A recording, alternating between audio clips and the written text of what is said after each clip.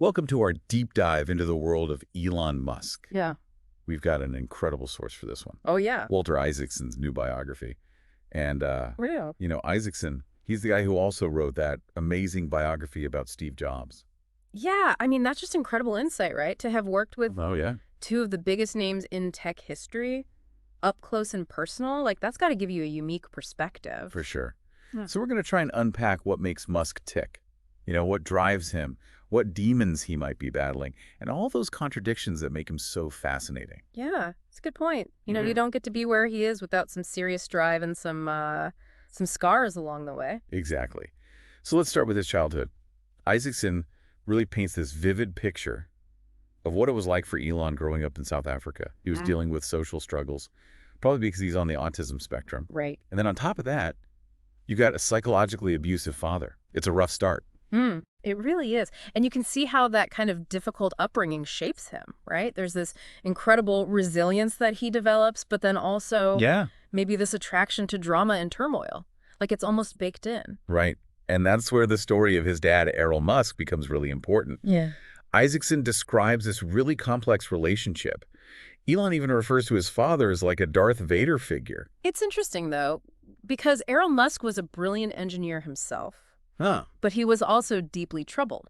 Isaacson even suggests that Elon inherited both his dad's brilliance and his darker tendencies. It makes you think about Elon's drive in a whole new light. It's like he's constantly striving to prove something, maybe even to himself. Yeah. All while battling those demons he might have inherited. Yeah, for sure. And then you've got his mom, May, who is this incredibly strong and supportive figure in his life. Yeah. Isaacson really emphasizes how important she was. Even brilliant minds need that kind of unwavering belief, especially when they're young. Absolutely. It's like the foundation that allows them to really flourish. Right. Now, beyond these family relationships, there's another key element that really shapes Elon's whole approach to everything. It's what he calls first principles thinking. Okay, first principles thinking. Let's break that down. It does sound very Elon. Oh, it totally is. Instead of just accepting things the way they are, he breaks problems down to their most basic levels. Like imagine questioning every assumption, every rule, every regulation. You just go back to the fundamental physics of it. So he's like the ultimate disruptor. Yeah. Like if someone says it can't be done, he's like, hold my beer. Pretty much. Isaacson tells this great story about Elon on a plane ride. He's literally calculating rocket costs, and he figures out he can build them for way cheaper. No way. Yeah. By questioning the traditional supply chain and just looking at the raw materials. That's incredible. It makes that story about him wanting to remove a felt pad from a Tesla Oh, yeah. make a lot more sense. Like, is this thing really necessary? It's about finding the most efficient solution, even if it's unconventional. Exactly. And that commitment to first principles thinking, it's perfectly captured in that Christmas Eve server farm story. Okay, this is one of my favorite Elon stories. He's frustrated with how long it's taking to get these servers up and running. So he flies to Sacramento on Christmas Eve of all days. Right. And what does he do? He starts ripping out servers with his cousins and his bodyguard. Classic Musk. Talk about hands-on leadership. Totally. Impatient, action-oriented, doesn't care about convention. He just gets things done. So we've got this brilliant, driven, slightly eccentric guy. But how does all that translate into his leadership style? So imagine a workplace where all-in commitment is the expectation, and things like psychological safety, they're not really a priority. So basically the opposite of Twitter before he took over. Exactly. They had yoga rooms, artisanal coffee. Right. It was all about psychological safety, and Musk comes in and flips the script. Yeah, he's all about urgency and intensity. It was a culture clash from the start. Oh, totally. Yeah. Musk's hardcore engineering-focused approach. It didn't mesh with that nurturing, people-centric environment. And, it's a good leadership lesson. What's that? Leadership styles have to align with company culture. Otherwise, it's just not going to work. Right. It's like he applied that same first principles thinking to leadership. Strip away all the fluff, focus on the core goal, and drive relentlessly towards it. Exactly. And that brings us to the question of burnout. Isaacson tells this story about Andy Krebs. He was a SpaceX engineer who quit because he was just exhausted. Oh, wow. But then later he wanted to come back because he said he actually preferred that challenge to being bored. It's amazing how people are wired so differently. Yeah. Some crave that stability and comfort, and others, Yeah. they thrive in that high-pressure environment. Right. And Musk definitely attracts those high-intensity personalities. Absolutely. Now, one of the most surprising chapters in Musk's story has got to be that whole Twitter takeover. Oh, yeah. Isaacson suggests it was driven by a few things. Elon's need for drama, his evolving political views, and this belief that he could just engineer Twitter into a better platform. Right. It's like he looked at Twitter and saw a problem that needed fixing. Yeah. And he thought his engineering skills could solve it. But social media, it's not like building a rocket. It's all about human behavior and content moderation. It's so much messier and harder to control. Yeah. And I think we've seen that play out. Oh, definitely. Isaacson even uses the phrase rubble in the wake to describe the fallout from the takeover. Yeah. It's a powerful image that really captures the impact of Musk's decisions. The platform has become more volatile. There's more misinformation, hate speech. Yeah. The user experience has declined for a lot of people. And it's a reminder that even with good intentions, disrupting a complex system like Twitter can have some serious unintended consequences. Right. So we've talked about his drive, his intensity, his leadership style. But is Elon Musk happy? Well, that's a good question. Yeah. Isaacson suggests that he's not usually happy, and he doesn't even prioritize happiness. Ah, He interesting. compares him to a video game addict, constantly chasing that next level, that next challenge. But those missions he's chasing, they're Yeah. pretty massive. Oh, they are. He wants to make humanity multiplanetary, Right. create a sustainable energy future, ensure AI safety. These are huge undertakings. Yeah, and he's pouring his time, energy, and billions of dollars into making them happen. It's like he truly believes that human consciousness is precious and needs to be protected, Yeah. which adds this whole other layer of urgency to his work. And, it's interesting how that intensity, that drive, it even shows up in his personal life. Right? His relationships with Justine Musk, Amber Heard Grimes, Exactly. they've all been pretty dramatic and intense. It's like he's drawn to that chaos. But Isaacson also mentioned his relationship with Tallulah Riley. That one seemed calmer, more stable. Right. But ultimately, it didn't last. Yeah. It's almost like he needs that certain level of intensity even in his personal life. It makes you wonder what kind of person can actually handle that kind of environment. Right. That's a question we might want to think about as we continue this deep dive into the world of Elon Musk. Absolutely. So last time we were talking about Elon's personal life and how even that seems to mirror his intense work style. Yeah, like even his relationships have that element of drama and chaos. Right. And it makes you wonder, how does he actually approach problems and innovation? Well, Isaacson actually breaks it down into what he calls the algorithm. The algorithm sounds very systematic, very Elon. It is. It's a 5-step process that he uses for pretty much everything. And it all starts with that first principles thinking we were talking about. Okay. So step one is question everything. Exactly. No sacred cows. He challenges every rule, every requirement, every assumption. I can imagine that causes some friction, especially in industries like automotive and aerospace where things have been done a certain way for so long. Oh, absolutely. But that's often where the breakthroughs happen. When you strip away all those unnecessary layers, you can really focus on what matters. So you're getting down to the core of the problem. Exactly. Right. And then step 2 is all about simplifying. Okay. Simplifying. Makes sense. It echoes that Steve Jobs philosophy. Remember, I want to be able to get to any song with only 3 clicks. Right. It's all about eliminating clutter, streamlining the process. Exactly. Make things intuitive. And Elon takes this to a whole other level. Really? Isaacson talks about him obsessing over every little detail. Yeah. The placement of buttons, the materials used in manufacturing. He wants elegance through simplicity. So question everything, simplify relentlessly. This is getting intense. And it doesn't stop there.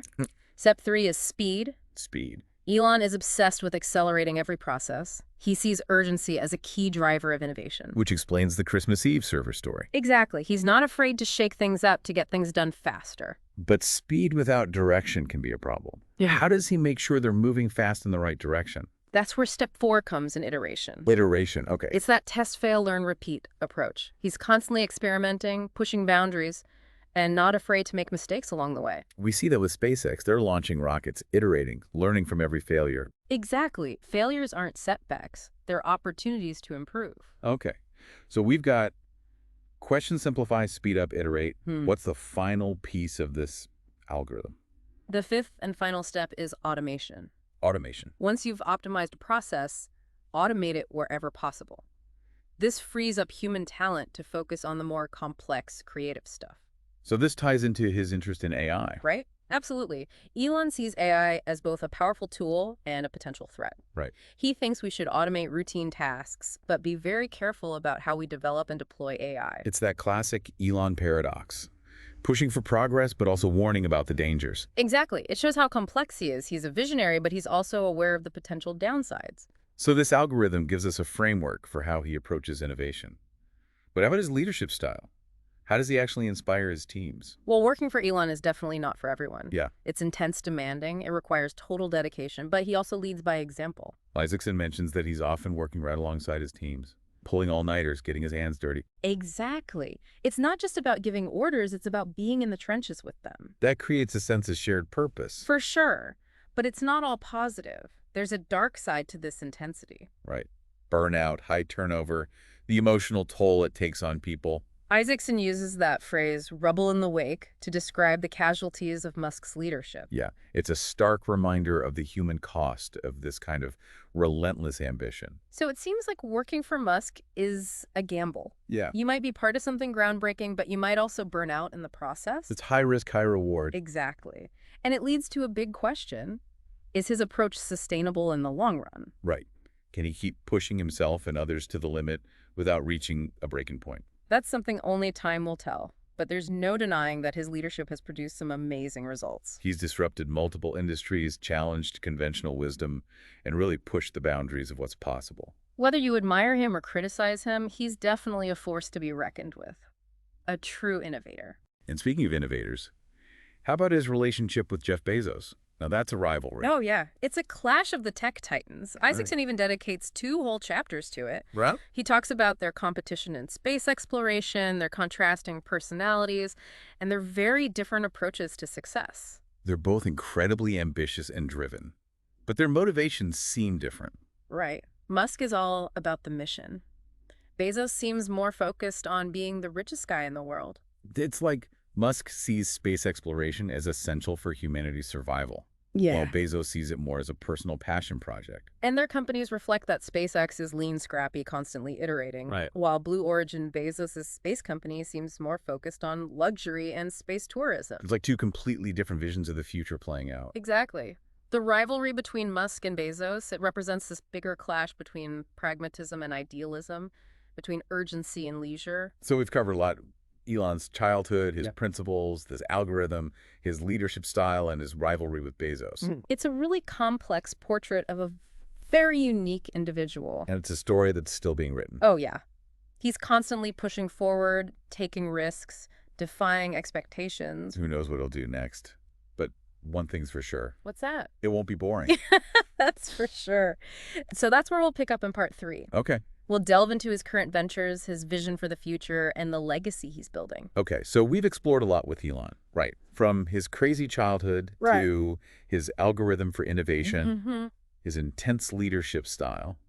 It's a lot. It is, and we've only just scratched the surface. Exactly. So let's dive into what he's working on now and that grand vision he has for the future. Well, we talked about his 3 big missions, colonizing Mars, sustainable energy, AI safety. It's fascinating how all of that plays out in his company. Okay, so let's start with SpaceX. That's obviously the main vehicle for his Mars ambition. For sure. And their approach, embracing risk, iterating quickly, not being afraid to fail, it's really put them at the forefront of space exploration. They're not just launching satellites anymore. They're building Starship, that massive rocket designed to take humans to Mars. And potentially beyond Mars. It's mind-blowing. Starship could make interplanetary travel more accessible and affordable. Like, it's a total game changer. It really shows how much Elon believes in making humanity a multiplanetary species. It's a pretty wild idea. Well, But then again, this is Elon we're talking about. exactly. And it's not just about escaping Earth. His work with Tesla is all about transforming transportation here and now. Tesla has been huge in pushing for electric vehicles. Like, that vision of a sustainable transportation future, it's really shaken up the entire auto industry. And they're not just building cars. They're developing advanced batteries, solar energy solutions, self-driving capabilities. It's a whole ecosystem. Yeah, it's like he's trying to create a sustainable energy future for everything. Exactly. And, it's forced other car companies to take electric vehicles seriously. Oh, yeah. They had to adapt or get left behind. And then there's Neuralink. Oh, yeah, Neuralink. That's his brain-computer interface company, the one that sounds like something out of science fiction. It does.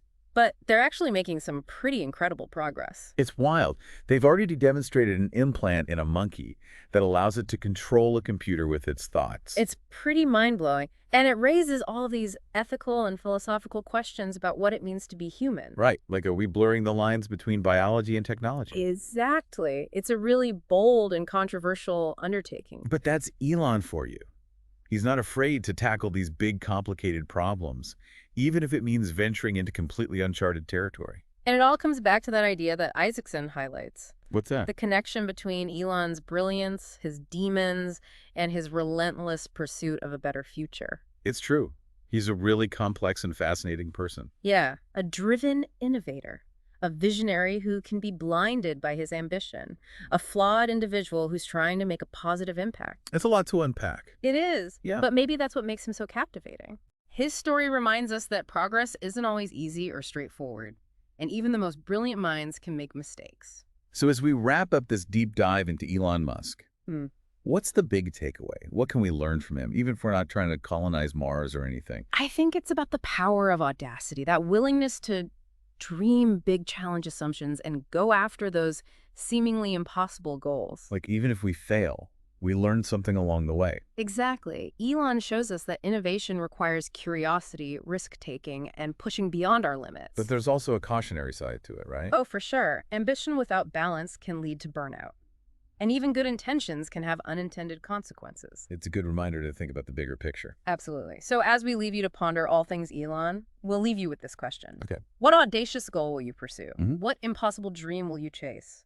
Knowing that it might be difficult, you might face setbacks, but the pursuit itself could change the world. That's a great question to think about. And for a deeper dive into the world of Elon Musk, definitely check out Walter Isaacson's biography. It's a fascinating read. Thanks for joining us on this deep dive. Until next time, keep exploring, keep questioning, and keep diving deep.